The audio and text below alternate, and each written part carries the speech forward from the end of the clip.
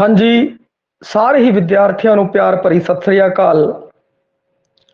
ਮੈਂ ਲੈ ਕੇ ਹਾਜ਼ਰ ਹਾਂ ਪੰਜਾਬੀ ਲੈਕਚਰਰ ਦਾ ਸਿਲੇਬਸ ਹੈ ਉਹਦਾ ਪੂਰਨ ਵਿਸ਼ਲੇਸ਼ਣ ਕਰਾਂਗੇ ਬਈ ਕੀ ਉਸ ਵਿੱਚ ਬਦਲਾਅ ਆਏ ਹੈ ਇਸ ਬਾਰੇ ਪੂਰੀ ਚਰਚਾ ਕਰਾਂਗੇ। ਇੱਕ ਤਾਂ ਜਿਹੜਾ ਨੰਬਰ ਹੈ ਨੰਬਰਾਂ ਦੇ ਬਾਰੇ ਮੈਂ ਤੁਹਾਨੂੰ ਪਹਿਲਾਂ ਦੱਸਦਾ। ਨੰਬਰਾਂ ਦੀ ਵੰਡ ਹੈ ਉਹੀ ਹੈਗੀ ਹੈ ਜਿਹੜੀ ਪਿਛਲੀ ਵਾਰ ਸੀ। ਇਵੇਂ ਹੀ ਸੈਕੰਡ ਗ੍ਰੇਡ 'ਚ ਵੀ ਨੰਬਰਾਂ ਦੀ ਵੰਡ ਉਹੀ ਸੀਗੀ ਬਈ। ਇਸ ਕਾਰਨ ਦੁਬਾਰਾ ਨੰਬਰਾਂ ਦੀ ਵੰਡ ਨਹੀਂ ਦਿੱਤੀ, ਪਰੰਤੂ ਉਸ ਬਾਰੇ ਵੀ ਆਪਾਂ ਚਰਚਾ ਕਰਾਂਗੇ। ਹੋਰ ਜਿਹੜਾ ਚੌਥਾ ਖੰਡ ਹੈ ਸਿੱਖਿਆ ਮਨੋਵਿਗਿਆਨ, ਸਿੱਖਣ ਵਿਧੀਆਂ ਤੇ ਸੂਚਨਾ ਤਕਨੀਕ ਬਾਰੇ, ਕੰਪਿਊਟਰ ਬਾਰੇ ਪਾਇਆ ਹੈ, ਉਸ ਬਾਰੇ ਵੀ ਆਪਾਂ ਚਰਚਾ ਕਰਾਂਗੇ। ਆਓ ਸ਼ੁਰੂ ਕਰਦੇ ਹਾਂ। ਪੂਰਨ ਵਿਸ਼ਲੇਸ਼ਣ ਆਪਾਂ ਸ਼ੁਰੂ ਕਰੀਏ ਤਾਂ ਕਿ ਆਪਾਂ ਨੂੰ ਪਤਾ ਚੱਲ ਸਕੇ ਕਿ ਕੀ ਬਦਲਾਅ ਹੈ ਜੋ ਹੋਏ ਹਨ। ਆ ਹੈ ਸਿਲੇਬਸ ਜੋ ਕਿ ਬਦਲਿਆ ਗਿਆ ਹੈ ਭਾਈ। ਬਹੁਤ ਥੋੜਾ ਬਦਲਾਅ ਹੈ ਔਰ ਜੋ ਬਦਲਾਅ ਹੈ ਉਹ ਚੌਥੇ ਖੰਡ ਦੇ ਵਿੱਚ ਹੀ ਕੀਤਾ ਗਿਆ ਹੈ। ਭਾਗ ਪਹਿਲਾ ਹੈ ਜਿਹੜਾ ਸੀਨੀਅਰ ਸੈਕੰਡਰੀ ਪੱਧਰ ਤੇ ਹੈ। ਇਸ ਵਿੱਚ ਊੜਾ ਅਣਡਿੱਠਾ ਪੈਰਾ ਹੈ ਬਈ। ਕਾਵ ਅੰਸ਼ ਉੱਪਰ ਆਧਾਰਿਤ ਹੋਵੇਗਾ। ਗਿਆਨ, ਅਰਥ ਤੇ ਭਾਵ ਮੂਲਕ ਪ੍ਰਸ਼ਨ ਹੈ ਇਹ ਪੁੱਛੇ ਜਾਣਗੇ ਭਾਈ ਇਸ ਦੇ ਅੰਦਰ। ਹੋਰ ਅਣਡਿੱਠਾ ਪੈਰਾ ਦੂਜਾ ਹੈ ਜਿਹੜਾ ਵਾਰਤਕ ਅੰਸ਼ ਉੱਪਰ ਆਧਾਰਿਤ ਹੈ। ਵਾਰਤਕ ਅੰਸ਼ ਹੋਊਗਾ ਉਸ ਉੱਤੇ ਆਧਾਰਿਤ ਹੋਵੇਗਾ ਬਈ। ਅਨਸੀਨ ਪੈਸੇਜ ਹੋਣਗੇ ਦੋਨੋਂ ਹੀ, ਇੱਕ ਕਾਵ ਦੇ ਉੱਤੇ ਔਰ ਦੂਜਾ ਵਾਰਤਕ ਦੇ ਉੱਤੇ ਆਧਾਰਿਤ। ਜਿਵੇਂ ਕਿ ਤੁਸੀਂ 10ਵੀਂ ਕਲਾਸ 12ਵੀਂ ਕਲਾਸਾਂ ਦੇ ਵਿੱਚ ਦੇਖਦੇ ਹੋ ਉਸੇ ਤਰੀਕੇ ਨਾਲ ਵਿਸ਼ਾ ਵਸਤੂ ਬਾਰੇ ਜਾਣਕਾਰੀ, ਸ਼ਬਦ ਅਰਥ ਸੰਬੰਧੀ ਪ੍ਰਸ਼ਨ ਹੈ ਪੁੱਛੇ ਜਾਣਗੇ। ਉਸ ਤੋਂ ਬਾਅਦ ਵਿਆਕਰਣ। ਵਿਆਕਰਣ ਦੇ ਵਿੱਚ ਭਾਸ਼ਾ ਤੇ ਪੰਜਾਬੀ ਭਾਸ਼ਾ ਦੀਆਂ ਪ੍ਰਮੁੱਖ ਵਿਸ਼ੇਸ਼ਤਾਵਾਂ, ਪੰਜਾਬੀ ਦੀਆਂ ਉਪ ਭਾਸ਼ਾਵਾਂ ਹੈ ਜਿਹੜੀ ਮਾਝੀ, ਮਲਵਈ, ਦੁਆਬੀ, ਪੁਆਧੀ, ਪੋਠੋਹਾਰੀ, ਮੁਲਤਾਨੀ, ਖੇਤਰ ਤੇ ਪ੍ਰਮੁੱਖ ਵਿਸ਼ੇਸ਼ਤਾਵਾਂ ਬਾਰੇ। ਹੋਰ ਧੁਨੀ ਬੋਧ। ਧੁਨੀ ਬੋਧ ਚ ਧੁਨੀ, ਪੰਜਾਬੀ ਧੁਨੀਆਂ, ਸਵਰ ਤੇ ਵਿਅੰਜਨ ਉਸ ਬਾਰੇ। ਲਿਪੀ ਬੋਧ ਚ ਗੁਰਮੁਖੀ ਲਿਪੀ, ਵਰਣਮਾਲਾ, ਅੱਖਰ, ਲਗਾ ਤੇ ਲਗਾਖਰ, ਦੁੱਤ ਅੱਖਰ ਇਸ ਬਾਰੇ। ਹੋਰ ਫਿਰ ਵਾਕ ਬੋਧ। ਵਾਕ ਬੋਧ ਚ ਉਦੇਸ਼ ਤੇ ਵਿਧੇय, ਵਾਕ ਸਰਚਨਾ, ਵਾਕ ਪ੍ਰਕਾਰ, ਸ਼੍ਰੇਣੀਆਂ। ਉਸ ਤੋਂ ਬਾਅਦ ਅਖਾਣ, ਮੁਹਾਵਰੇ, ਵਿਸ਼ਰਾਮ ਚਿੰਨ੍ਹ। ਜਿਹੜਾ ਸੈਕੰਡ ਭਾਗ ਹੈ ਉਸ ਵਿੱਚ ਕੋਈ ਬਦਲਾਵ ਨਹੀਂ ਬਾਈ। ਦੂਜੇ ਭਾਗ 'ਚ ਵੀ ਕੋਈ ਬਦਲਾਵ ਨਹੀਂ, ਤੀਜੇ ਭਾਗ 'ਚ ਵੀ ਕੋਈ ਬਦਲਾਅ ਨਹੀਂ ਕੀਤਾ ਗਿਆ ਹੈ। ਔਰ ਜੇ ਬਦਲਾਅ ਕੀਤਾ ਗਿਆ ਹੈ ਤਾਂ ਉਹ ਚੌਥੇ ਭਾਗ 'ਚ ਕੀਤਾ ਗਿਆ ਹੈ। ਭਾਗ ਦੂਜਾ ਗ੍ਰੈਜੂਏਸ਼ਨ ਪੱਧਰ ਦਾ ਹੈ ਔਰ ਉਸ ਦੇ ਵਿੱਚ ਸੇਮ ਟੂ ਸੇਮ ਪਿਛਲੇ ਵਾਲਾ ਸਿਲੇਬਸ ਹੀ ਬਰਕਰਾਰ ਹੈ। ਇੱਥੇ ਜਿਹੜਾ ਊੜਾ ਆ 70 ਲਿਖੀ ਦੀ ਹੈ ਜਿਹੜੀ ਪੰਜਾਬੀ ਸਾਹਿਤ ਦਾ ਇਤਿਹਾਸ ਪੂਰਵ ਨਾਨਕ ਕਾਲ ਤੋਂ ਲੈ ਕੇ ਆਧੁਨਿਕ ਕਾਲ ਤੱਕ। ਤੇ ਕਈ ਬੱਚੇ ਪੁੱਛਦੇ ਰਹਿੰਦੇ ਆ ਸਰ ਆ ਰਾਈਟਰ ਪੜ੍ਹੀਏ, ਇਹਨਾਂ ਰਾਈਟਰਾਂ ਤੋਂ ਇਲਾਵਾ ਆਪਾਂ ਹੋਰ ਰਾਈਟਰ ਨਾ ਪੜ੍ਹੀਏ। ਕਿ ਇਸ ਬਾਰੇ ਆਪਾਂ ਨੂੰ ਇਸ ਲਾਈਨ ਦੇ ਉੱਤੇ ਗੌਰ ਕਰਨਾ ਪਵੇਗਾ ਬਈ। ਜਿਹੜੀ ਆਹ ਲਾਈਨ ਹੈ ਜੇ ਸਪਸ਼ਟ ਲਿਖ ਰੱਖਿਆ ਹੈ ਕਿ ਆਪਾਂ ਨੂੰ ਪੰਜਾਬੀ ਸਾਹਿਤ ਦਾ ਇਤਿਹਾਸ ਹੈ ਜਿਹੜਾ ਉਸ ਬਾਰੇ ਜਾਣਕਾਰੀ ਹੋਣੀ ਚਾਹੀਦੀ ਹੈ ਪੂਰਵ ਨਾਨਕ ਕਾਲ ਤੋਂ ਲੈ ਕੇ ਆਧੁਨਿਕ ਕਾਲ ਤੱਕ। ਇਸ ਵਿੱਚ ਕੀ ਹੈ, ਸਭ ਤੋਂ ਪਹਿਲਾਂ ਨਾਥ ਜੋਗੀਆਂ ਦਾ ਸਾਹਿਤ, ਇਸ ਵਿੱਚ ਸਾਰਾ ਨਾਥ ਜੋਗੀ ਦਾ ਇਤਿਹਾਸ ਆ ਜਾਏਗਾ ਬਈ। ਦੂਜਾ ਸੂਫੀ ਕਾਵਧਾਰਾ। ਸੂਫੀ ਕਾਵਧਾਰਾ ਚ ਸ਼ੇਖ ਫਰੀਦ, ਸ਼ਾਹ ਹੁਸੈਨ, ਸੁਲਤਾਨ ਬਾਹੂ, ਬੁੱਲੇ ਸ਼ਾਹ, ਮੀਆਂ ਵਜ਼ੀਰ, ਜਿਨ੍ਹਾਂ ਲਿਖਾਰੀਆਂ ਦਾ ਨਾਮ ਆਪਣੇ ਸਿਲੇਬਸ ਦੇ ਅੰਦਰ ਹੈ ਉਹ ਲਿਖਾਰੀ ਆਪਾਂ ਨੂੰ ਚੰਗੀ ਤਰ੍ਹਾਂ ਆਉਣੇ ਚਾਹੀਦੇ ਆ ਭਾਈ। ਹੋਰ ਜਿਨ੍ਹਾਂ ਦਾ ਆਪਣੇ ਸਿਲੇਬਸ ਦੇ ਅੰਦਰ ਨਾਮ ਨਹੀਂ ਹੈਗਾ ਉਹਨਾਂ ਬਾਰੇ ਆਪਾਂ ਨੂੰ ਥੋੜੀ ਜਾਣਕਾਰੀ ਹੋਣੀ ਚਾਹੀਦੀ ਹੈ ਕਿਉਂਕਿ ਉੱਤੇ 70 ਲਿਖੀ ਦੀ ਹੈ ਪੰਜਾਬੀ ਸਾਹਿਤ ਦਾ ਇਤਿਹਾਸ। ਉਸ ਤੋਂ ਬਾਅਦ ਜੇ ਆਪਾਂ ਅੱਗੇ ਗੱਲ ਕਰੀਏ ਗੁਰਮਤਿ ਕਾਵਧਾਰਾ। ਗੁਰਮਤਿ ਕਾਵਧਾਰਾ ਦੇ ਅੰਦਰ ਅਗਰ ਦੇਖਿਆ ਜਾਵੇ ਤਾਂ ਗੁਰੂ ਨਾਨਕ ਦੇਵ ਜੀ, ਗੁਰੂ ਅੰਗਦ ਦੇਵ ਜੀ, ਗੁਰੂ ਅਮਰਦਾਸ ਜੀ, ਗੁਰੂ ਰਾਮਦਾਸ ਜੀ, ਗੁਰੂ ਅਰਜਨ ਦੇਵ ਜੀ, ਗੁਰੂ ਤੇਗ ਬਹਾਦਰ ਜੀ, ਗੁਰੂ ਗੋਬਿੰਦ ਸਿੰਘ ਜੀ, ਭਾਈ ਗੁਰਦਾਸ ਜੀ, ਇਹ ਲਗਭਗ ਸਾਰੀ ਗੁਰਮਤਿ ਧਾਰਾ ਹੈ ਉਹੀ ਆ ਚੁੱਕੀ ਹੈ। ਸਿਰਫ ਗੁਰੂ ਗ੍ਰੰਥ ਸਾਹਿਬ ਤੋਂ ਜਿਹੜਾ ਉਹਦਾ ਪ੍ਰਬੰਧ ਹੈ ਉਸ ਬਾਰੇ ਚਰਚਾ ਨਹੀਂ ਹੈ, ਉਹ ਇੱਕ ਵੱਖਰੀ ਗੱਲ ਹੈ। ਥੋੜੀ ਜਾਣਕਾਰੀ ਉਸ ਬਾਰੇ ਵੀ ਆਪਾਂ ਨੂੰ ਹੋਣੀ ਚਾਹੀਦੀ ਹੈ। ਤਾਂ ਗੁਰਮਤਿ ਕਾਵਧਾਰਾ ਆਪਾਂ ਨੂੰ ਕਰਨੀ ਪਊਗੀ ਬਈ। ਆ ਜਿਹੜੇ ਰਾਈਟਰ ਲਿਖੇ ਦੇ ਹੈ, ਲਿਖਾਰੀ ਲਿਖੇ ਦੇ ਹੈ ਬਾਬੇ ਦੇ, ਇਹਨਾਂ ਦੀ ਚੰਗੀ ਜਾਣਕਾਰੀ ਹੋਣੀ ਚਾਹੀਦੀ ਹੈ। ਅੱਗੇ ਕਿੱਸਾ ਕਾਵਧਾਰਾ, ਦਮੋਦਰ, ਪੀਲੂ, ਹਾਫਜ਼ ਬਰਖਰਦਾਰ, ਵਾਰਸ ਸ਼ਾਹ, ਹਾਸਮ, ਕਾਦਰਿਆਰ ਤੇ ਫਜ਼ਲ ਸ਼ਾਹ, ਇਹ ਜਿਹੜੇ ਹੈ ਕਿੱਸਾਕਾਰ, ਇਹਨਾਂ ਬਾਰੇ ਚੰਗੀ ਜਾਣਕਾਰੀ। ਔਰ ਜਿਹੜੇ ਪੰਜਾਬੀ ਸਾਹਿਤ ਦਾ ਇਤਿਹਾਸ, ਕਿੱਸਾ ਸਾਹਿਤ ਦਾ ਇਤਿਹਾਸ ਹੈ, ਕਿੱਥੋਂ ਇਹਦਾ ਨਿਕਾਸ ਸ਼ੁਰੂ ਹੁੰਦਾ ਹੈਗਾ, ਵਿਕਾਸ ਬਾਰੇ, ਉਹਨਾਂ ਬਾਰੇ ਵੀ ਆਪਾਂ ਨੂੰ ਜਾਣਕਾਰੀ ਹੋਣੀ ਚਾਹੀਦੀ ਹੈ। ਉਹਦੇ ਵਿੱਚੋਂ ਹੀ ਪ੍ਰਸ਼ਨ ਪੁੱਛ ਲਿਆ ਜਾਂਦਾ, ਨਿਕਾਸ ਦੇ ਵਿੱਚੋਂ ਪ੍ਰਸ਼ਨ ਪੁੱਛ ਲਿਆ ਜਾਂਦਾ, ਉੱਤੇ ਇਹਨੇ ਲਿਖਿਆ ਵੀ ਹੈ। ਵੀਰ ਕਾਵਧਾਰਾ ਚ ਗੁਰੂ ਗੋਬਿੰਦ ਸਿੰਘ ਜੀ, ਨਜਾਬਤ ਤੇ ਸ਼ਾਹ ਮੁਹੰਮਦ। ਆਧੁਨਿਕ ਪੰਜਾਬੀ ਕਵਿਤਾ ਹੈ, ਉਸ ਦੇ ਅੰਦਰ ਭਾਈ ਸਾਹਿਬ ਭਾਈ ਵੀਰ ਸਿੰਘ, ਧਨੀ ਰਾਮ ਚਾਤਰਕ, ਪੂਰਨ ਸਿੰਘ, ਮੋਹਨ ਸਿੰਘ, ਅਮਰਤਾ ਪ੍ਰੀਤਮ, ਪ੍ਰੀਤਮ ਸਿੰਘ ਸਫੀਰ, SS ਮੀਸਾ, ਡਾਕਟਰ ਹਰਭਜਨ ਸਿੰਘ, ਸ਼ਿਵ ਕੁਮਾਰ ਬਟਾਲਵੀ, ਸੁਰਜੀਤ ਪਾਤਰ। ਆਧੁਨਿਕ ਪੰਜਾਬੀ ਕਵਿਤਾ ਦੇ ਆ ਜਿਹੜੇ ਕਵੀ ਨੇ, ਇਹਨਾਂ ਬਾਰੇ ਚੰਗੀ ਜਾਣਕਾਰੀ। ਔਰ ਬਾਕੀ ਆਧੁਨਿਕ ਪੰਜਾਬੀ ਕਵਿਤਾ ਦਾ ਨਿਕਾਸ ਹੈ, ਕਿੱਥੋਂ ਸ਼ੁਰੂ ਹੋਈ, ਉਸ ਬਾਰੇ ਵੀ ਆਪਾਂ ਨੂੰ ਜਾਣਕਾਰੀ ਹੋਣੀ ਚਾਹੀਦੀ ਹੈ। ਉਸ ਤੋਂ ਬਾਅਦ ਆਧੁਨਿਕ ਪੰਜਾਬੀ ਵਾਰਤਕ ਨਿਬੰਧ ਚ ਸਰਦਾ ਰਾਮ ਫਲੋਰੀ, ਪ੍ਰਿੰਸੀਪਲ ਤੇਜਾ ਸਿੰਘ, ਦਵਿੰਦਰ ਸਤਿਆਰਥੀ, ਮਹਿੰਦਰ ਸਿੰਘ ਰੰਧਾਵਾ, ਗੁਰਦਤ ਸਿੰਘ, ਮਹਿੰਦਰ ਸਿੰਘ, ਸੋਹਿੰਦਰ ਸਿੰਘ ਵਣਜਾਰਾ ਬੇਦੀ, ਪ੍ਰਿੰਸੀਪਲ ਸਰਵਣ ਸਿੰਘ। ਇਹ ਨਿਬੰਧ ਚ ਆਪਾਂ ਨੂੰ ਕਰਨੇ ਆ ਪਈ। ਔਰ ਸਫਰਨਾਮੇ ਚ ਲਾਲ ਸਿੰਘ ਕਮਲਾ ਅਕਾਲੀ, ਬਲਰਾਜ ਸਾਨੀ ਤੇ ਮਨਮੋਹਨ ਬਾਵਾ, ਇਹ ਸਫਰਨਾਮੇ ਚ ਨੇ। ਔਰ ਉਸ ਤੋਂ ਬਾਅਦ ਆਧੁਨਿਕ ਪੰਜਾਬੀ ਗਲਪ, ਇਹਦੇ ਵਿੱਚ ਨਾਵਲ ਦੇ ਵਿੱਚ ਹੈ ਨਾਨਕ ਸਿੰਘ, ਸੁਰਿੰਦਰ ਸਿੰਘ ਨਰੂਲਾ, ਜਸਵੰਤ ਸਿੰਘ ਕੰਵਲ, ਗੁਰਦਿਆਲ ਸਿੰਘ, ਰਾਮ ਸਰੂਪ ਅਣਖੀ, ਨਰਿੰਜਨ ਤਸਨੀਮ, ਡਾਕਟਰ ਦਲੀਪ ਕੋਟਵਾਣਾ। ਔਰ ਕਹਾਣੀ ਦੇ ਵਿੱਚ, ਕਿਉਂਕਿ ਗਲਪ ਦੇ ਦੋ ਰੂਪ ਹੁੰਦੇ ਆ, ਨਾਵਲ ਤੇ ਕਹਾਣੀ, ਦੋਨੋਂ ਹੀ ਆਪਾਂ ਨੂੰ ਦੇ ਰੱਖੇ ਹੈ। ਗੁਰਬਖਸ਼ ਸਿੰਘ ਪ੍ਰੀਤਲੜੀ, ਸੰਤ ਸਿੰਘ ਸੇਖੋਂ, ਕਰਤਾਰ ਸਿੰਘ ਦੁੱਗਲ, ਕੁਲਵੰਤ ਸਿੰਘ ਵਿਰਕ, ਗੁਰਬਚਨ ਸਿੰਘ ਭੁੱਲਰ, ਵਰਿਆਮ ਸੰਧੂ, ਅਜੀਤ ਕੌਰ। ਤੇ ਗਲਪ ਦੇ ਨਿਕਾਸ ਦੇ ਬਾਰੇ ਵੀ ਆਪਾਂ ਨੂੰ ਪਤਾ ਹੋਣਾ ਚਾਹੀਦਾ ਹੈ। ਔਰ ਗਲਪ ਦਾ ਅਗਰ ਕੋਈ ਵੀ ਲਿਖਾਰੀ ਹੈ ਜਿਹੜਾ 9ਵੀਂ ਤੋਂ 12ਵੀਂ ਦੇ ਅੰਦਰ ਹੈ, ਤਾਂ ਉਸ ਨੂੰ 9ਵੀਂ ਤੋਂ 12ਵੀਂ ਦੀ ਕਿਤਾਬ ਦੇ ਅੰਦਰ ਹੀ ਆਪਾਂ ਪੜ੍ਹ ਲੈਣਾ ਹੈ। ਔਰ 9ਵੀਂ ਤੋਂ 12ਵੀਂ ਦੀ ਅਗਰ ਕਿਤਾਬਾਂ ਦੇਖੀ ਜਾਣ ਤਾਂ ਉਹਦੇ ਚ ਕਾਫੀ ਕੁਝ ਮੈਟਰ ਹੈ ਬਈ। ਉਹ ਸਾਰੀ ਦੀ ਸਾਰੀਆਂ ਕਿਤਾਬਾਂ ਹੈ ਆਪਾਂ ਨੂੰ ਚੰਗੀ ਤਰ੍ਹਾਂ ਆਉਣੀਆਂ ਚਾਹੀਦੀਆਂ। ਹਰ ਇੱਕ ਕਨਸੈਪਟ ਹੈ ਉਹ ਕਲੀਅਰ ਹੋਣਾ ਚਾਹੀਦਾ ਹੈ, ਕਿਉਂਕਿ ਉਹਦੇ ਵਿੱਚੋਂ ਚੰਗੀ ਮਾਤਰਾ ਚ ਪ੍ਰਸ਼ਨ ਹੈ ਉਹ ਆਉਂਦੇ ਹੈ। ਆਧੁਨਿਕ ਪੰਜਾਬੀ ਨਾਟਕ ਤੇ ਇਕਾਂਗੀ ਦੇ ਅੰਦਰ ਈਸ਼ਵਰ ਚੰਦਰ ਨੰਦਾ, ਸੰਤ ਸਿੰਘ ਸੇਖੋਂ, ਹਰਚਰਨ ਸਿੰਘ, ਬਲਵੰਤ ਗਾਰਗੀ, ਕਪੂਰ ਸਿੰਘ ਘੁੰਮਣ, ਗੁਰਦਿਆਲ ਸਿੰਘ ਫੁੱਲ, ਗੁਰਸਰਨ ਸਿੰਘ, ਅਮਰੀਕ ਸਿੰਘ, ਆਤਮਜੀਤ, ਚਰਨਦਾਸ ਸਿੱਧੂ, ਸੁਰਜੀਤ ਸਿੰਘ ਸੇਠੀ, ਅਜਮੇਰ ਔਲਖ, ਆ ਹੈਗੇ ਆ। ਹੋਰ ਇੱਥੇ ਤੱਕ ਜੇ ਗੱਲ ਕੀਤੀ ਜਾਵੇ ਤਾਂ ਪੰਜਾਬੀ ਸਾਹਿਤ ਦਾ ਇਤਿਹਾਸ ਇੱਥੇ ਤੱਕ ਹੈ ਪਈ। ਔਰ ਇਸ ਤੋਂ ਅੱਗੇ ਜੋ ਹੈ ਉਹ ਸੱਭਿਆਚਾਰ ਬਾਰੇ, ਲੋਕਧਾਰਾ ਬਾਰੇ ਟੌਪਿਕ ਨੇ, ਜਿਵੇਂ 10ਵਾਂ ਪੰਜਾਬੀ ਭਾਸ਼ਾ, ਗੁਰਮੁਖੀ ਲਿਪੀ ਦਾ ਨਿਕਾਸ, ਵਿਕਾਸ ਤੇ ਵਿਸ਼ੇਸ਼ਤਾਵਾਂ, ਸੱਭਿਆਚਾਰ ਤੇ ਲੋਕਧਾਰਾ ਦੀ ਪਰਿਭਾਸ਼ਾ, ਪ੍ਰਕਿਰਤੀ ਤੇ ਵਿਸ਼ੇਸ਼ਤਾਵਾਂ, ਪੰਜਾਬੀ ਸੱਭਿਆਚਾਰ ਦੀ ਵਿਲੱਖਣ ਪਛਾਣ ਚਿੰਨ੍ਹ ਕਿਹੜੇ ਹੈ, ਆਪਾਂ ਸਾਰੇ ਇਹਨਾਂ ਤੋਂ ਜਾਣੂ ਹੈ ਬਈ ਇਹ। ਔਰ ਪੰਜਾਬੀ ਲੋਕ ਸਾਹਿਤ ਰੂਪ ਹੈ ਜਿਹੜਾ ਢੋਲਾ, ਮਾਹੀਆ, ਟੱਪਾ, ਅਲਾਉਣੀ, ਸਿੱਠਣੀ, ਸੁਹਾਗ ਗੀਤ, ਲੰਬੀ ਬੋਲੀ, ਘੋੜੀਆਂ। ਔਰ ਪੰਜਾਬੀ ਸਾਹਿਤ ਰੂਪ ਹੈ ਸਲੋਕ, ਪੱਟੀ, ਅਸ਼ਟਪਦੀ, ਬਾਰਾਂਮਾਹ, ਸਤਵਾਰਾ, ਕਾਫੀ, ਸਿਹਰਫੀ, ਮਹਾਕਾਵ, ਜਨਮ ਸਾਖੀ। ਆ ਬਈ ਇਹ ਜਿਹੜਾ ਹੈ ਸਨਾਤਕ ਪੱਧਰ ਦਾ ਸਿਲੇਬਸ ਹੈ ਬਈ। ਔਰ ਸਨਾਤਕ ਪੱਧਰ ਦੇ ਅੰਦਰ ਵੀ ਤੁਹਾਨੂੰ ਦੱਸ ਦਈਏ 55 ਪ੍ਰਸ਼ਨ ਆਣੇ ਹੈ 110 ਨੰਬਰ ਦੇ। ਔਰ ਜਿਹੜਾ ਸੈਕੰਡਰੀ ਪੱਧਰ ਹੈ ਜਿਸ ਵਿੱਚ ਆਪਣੇ ਲਗਭਗ ਵਿਆਕਰਣ ਹੈਗੀ ਹੈ, ਤੇ ਉਸ ਵਿੱਚ ਵੀ ਬਈ ਜਿਹੜਾ ਸੀਨੀਅਰ ਸੈਕੰਡਰੀ ਪੱਧਰ ਹੈ ਬਈ, ਸੀਨੀਅਰ ਸੈਕੰਡਰੀ ਪੱਧਰ ਤੇ ਵੀ 55 ਕੁਐਸਚਨ ਆਣਗੇ 110 ਨੰਬਰਾਂ ਦੇ। ਇਵੇਂ ਹੀ ਸਨਾਤਕ ਪੱਧਰ ਤੇ ਹੈ। ਔਰ ਪੋਸਟ ਗ੍ਰੈਜੂਏਸ਼ਨ ਪੱਧਰ ਦੀ ਅਗਰ ਗੱਲ ਕਰੀਏ, ਇਸ ਵਿੱਚ 10 ਪ੍ਰਸ਼ਨ ਆਣਗੇ ਬਈ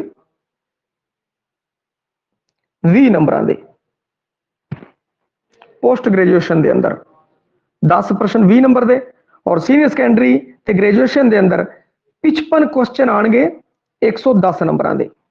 ਹੁਣ ਤੀਜਾ ਜਿਹੜਾ ਪੋਸਟ ਗ੍ਰੈਜੂਏਸ਼ਨ ਪੱਧਰ ਹੈ ਉਸ ਵਿੱਚ ਭਾਸ਼ਾ ਵਿਗਿਆਨ ਦੀ ਪਰਿਭਾਸ਼ਾ ਪ੍ਰਕਿਰਤੀ ਖੇਤਰ ਬਾਰੇ, ਧੁਨੀ ਵਿਗਿਆਨ ਤੇ ਧੁਨੀ ਵਿਉਂਤ ਵਿਗਿਆਨ ਹੈ ਜਿਹੜਾ ਉਸ ਬਾਰੇ, ਸੰਰਚਨਾਤਮਕ ਭਾਸ਼ਾ ਵਿਗਿਆਨ ਪ੍ਰਮੁੱਖ ਸੰਕਲਪ ਹੈ ਜਿਹੜਾ ਫਰਦੀਨਾਥ ਸੋਸੁਰ ਦਾ ਉਸ ਦੇ ਬਾਰੇ, ਚਿੰਨ ਚਿਨਕ, ਲਾਂਗ ਪੈਰਾਲ, ਈ ਕਾਲਿਕ, ਦੂ ਕਾਲਿਕ, ਕੜੀਦਾਰ ਤੇ ਲੜੀਦਾਰ ਇਸ ਬਾਰੇ ਬਈ।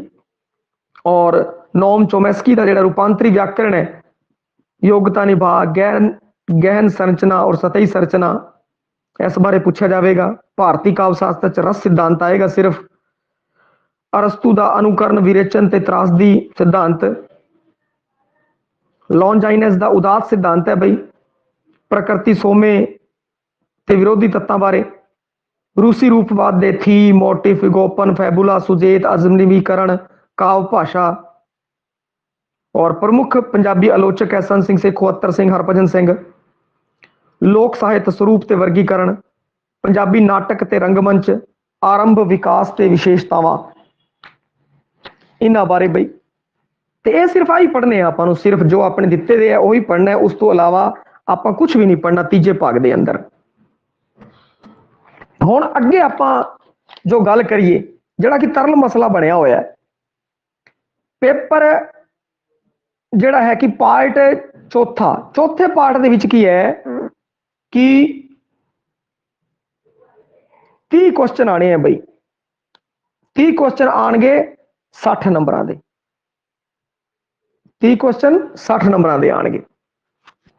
ਹੁਣ चौथे पार्ट ਚ ਕੀ है? चौथे पार्ट ਚ है जी एजुकेशनल साइकोलॉजी, शिक्षा मनोविज्ञान, पैडालॉजी, विधियां बई, शिक्षण विधियां, टीचिंग लर्निंग मटेरियल, जिहड़ा टीचिंग लर्निंग मटेरियल होंदा है उस बारे बई, शिक्षण अधिगम सामग्री मटीरियल बारे जानकारी, use of computer and information technology in teaching learning. Teaching learning they which computer ते आईटी की जानकारी, शिक्षण अधिगम च कंप्यूटर ते आईटी की जानकारी, ये जिहड़े है 3 बिंदु है उन्होंने अगे फिर विस्तार नाल वंडिया गया बई। एजुकेशनल साइकोलॉजी, एजुकेशनल साइकोलॉजी है जिहड़ी शिक्षा मनोविज्ञान है, उस दे अंदर पहला जिहड़ा कंसैप्ट की है, स्कोप की है, अते फंक्शनल ऑफ एजुकेशनल साइकोलॉजी, अर्थ, खेतर ते इहदा कारज शिक्षा मनोविज्ञान दा पई। दूजा इस विच जिहड़ा बिंदु है अगला, physical, cognitive, social, emotional and moral development, characteristics of adolescent learner and its implication for teaching learning. एक ही है भाई फिजिकल, शरीरक और कोग्निटिव ज्ञानात्मक, सोशल समाजिक ते इमोशनल भावनात्मक। इनदे विच समाजिक नैतिक विकास है जिहड़ा किशोर लर्नर इनकी किवें वरतों करूगा, शारीरिक ज्ञानात्मक भावनात्मक समाजिक नैतिक विकास बारे गल, मोरल डेवलपमेंट उनके विकास बारे गल, और जिहड़ा एडोलसेंट लर्नर किशोर लर्नर है जिहड़ा वो इस दी वरतों किद्दां करेगा इस दे बारे जानकारी, उसनूं किवें इंप्लीमेंट करेगा। अगला है बिहेवियर, कॉग्निटिव,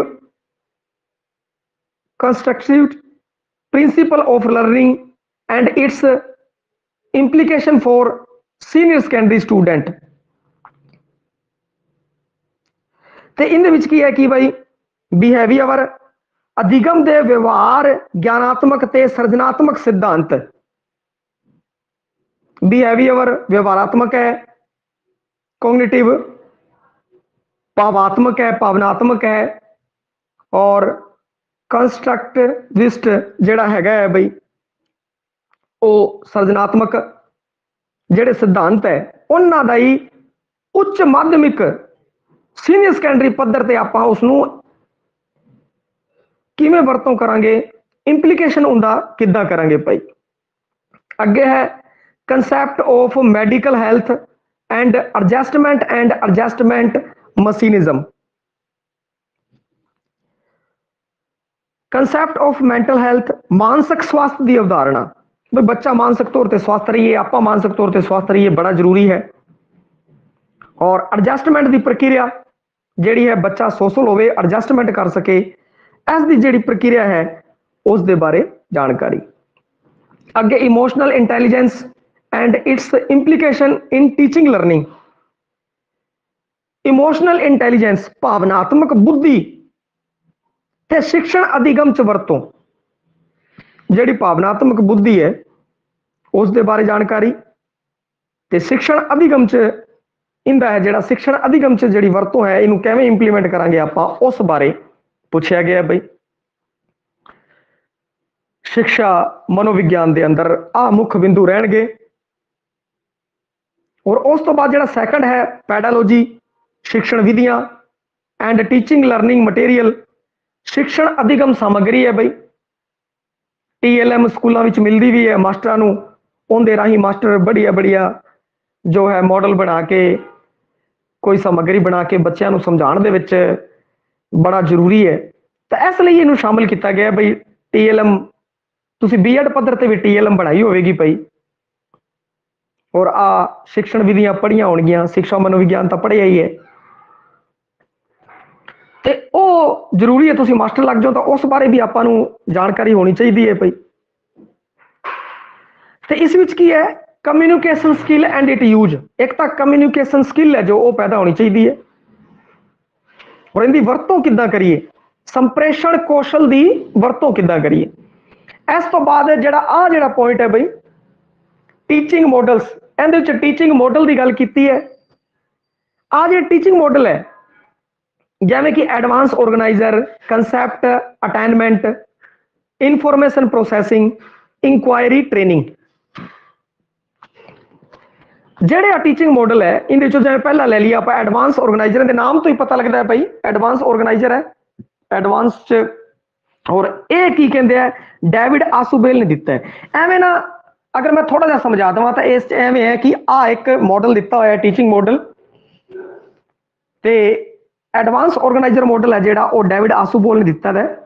इस विच बई पहला दस देंदे है, थोड़ा दस दो और फिर बाद च उहदा विस्तार नाल समझाओ उहनूं। ते ये सारे मॉडल है वख-वख, इन्हां सारिਆਂ दी आपां बढ़िया तरीके नाल तैयारी करांगे। नवां जोड़िया होया है और ये अंग्रेजी के अंदर जिहड़ा इंग्लिश लिटरेचर के अंदर ये मॉडल होया करदे सी बई, ठीक है। ये मॉडल व्याकरण वाले मॉडल नहीं गए बई, इनकी वरतों करके ना मॉडलों की वरतों करके आप बच्चों को होर वधिया पढ़ा सकते हैं।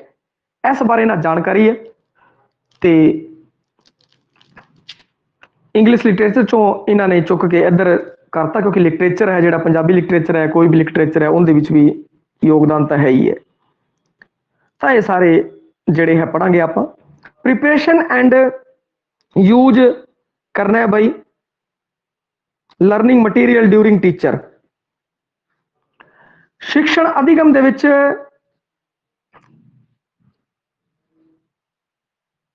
एक तो तैयारी ते वरतों, शिक्षण समय शिक्षण अधिगम सामग्री की तैयारी ते वरतों, preparation and use of teaching learning material.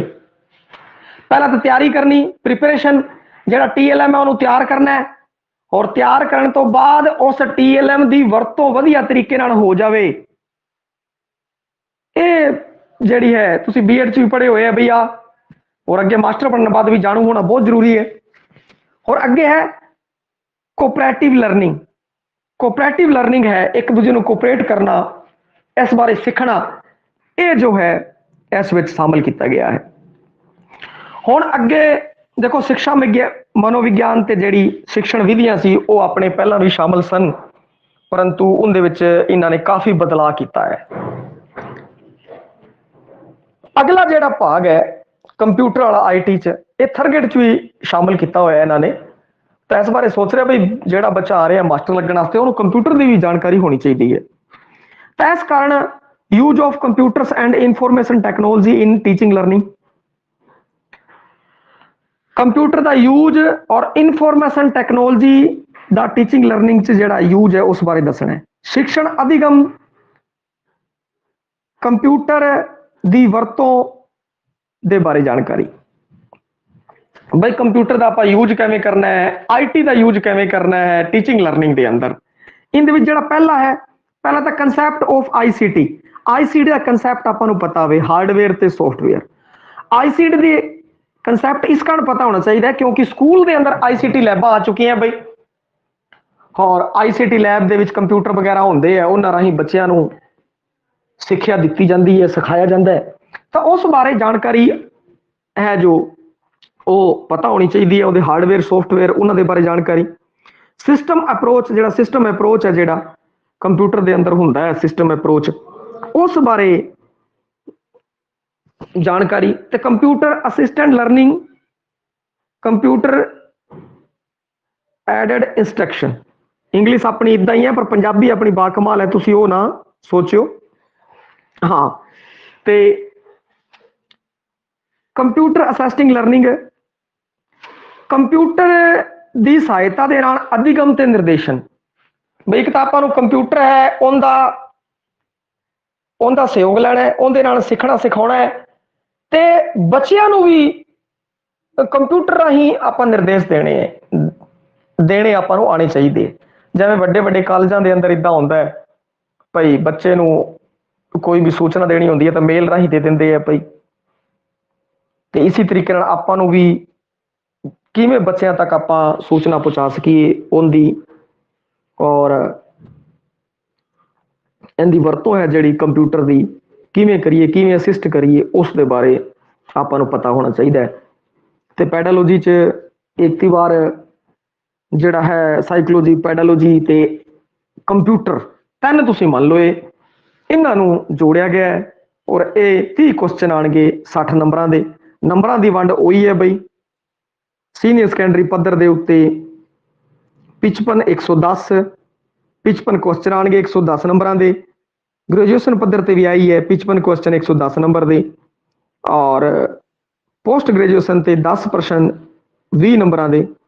ਔਰ ਜਿਹੜੀ ਸਿੱਖਿਆ ਮਨੋਵਿਗਿਆਨ, ਸਿੱਖਣ ਵਿਧੀਆਂ ਤੇ ਕੰਪਿਊਟਰ ਹੈ, ਇਹ 30 ਕੁਐਸਚਨ ਆਉਣਗੇ 60 ਨੰਬਰਾਂ ਦੇ। ਇਸ ਤਰੀਕੇ ਨਾਲ 150 ਕੁਐਸਚਨ ਹੈ ਆਪਣੇ, ਔਰ 300 ਨੰਬਰਾਂ ਦੇ ਹੈਗੇ ਹੈ।